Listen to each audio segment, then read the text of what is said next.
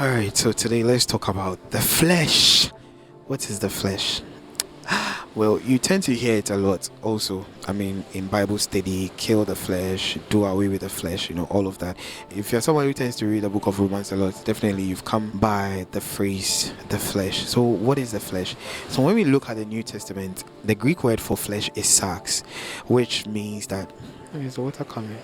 Please don't come. So when we look at the New Testament, the word for flesh is sarx, which refers to a physical body, but it also symbolizes sinful tendencies or human nature that is affected by sin. The flesh represents a state of being that is contrary to the spirit, leading to sinful actions. The flesh is seen as a force of failure and rebellion, making it impossible for the one that is living in the flesh to please God or to serve Him. So in Paul's writings, we conclude that the flesh signifies a self-centered and selfish way of being that leads to sin and its consequences.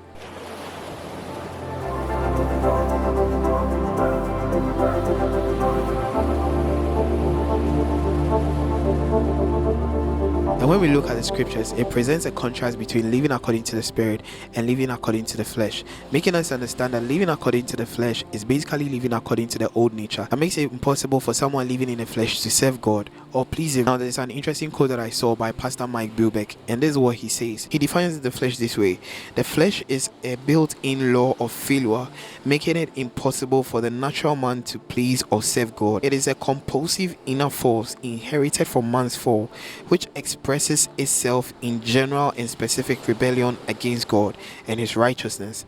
The flesh can never be reformed, it can never be improved. The only hope for escape from the law of the flesh is its total execution and replacement by a new life in the Lord Jesus Christ. And Martin Luther also elaborated, highlighting that the flesh encompasses all aspects of human desires that opposes God's will.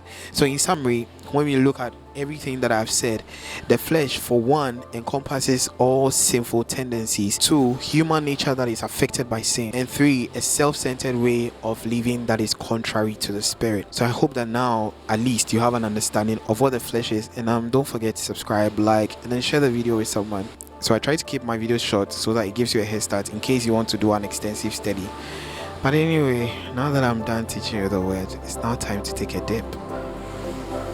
I'm sure if you were here, you would probably want to swim too. Anyway, please subscribe. Thank you. Bye bye.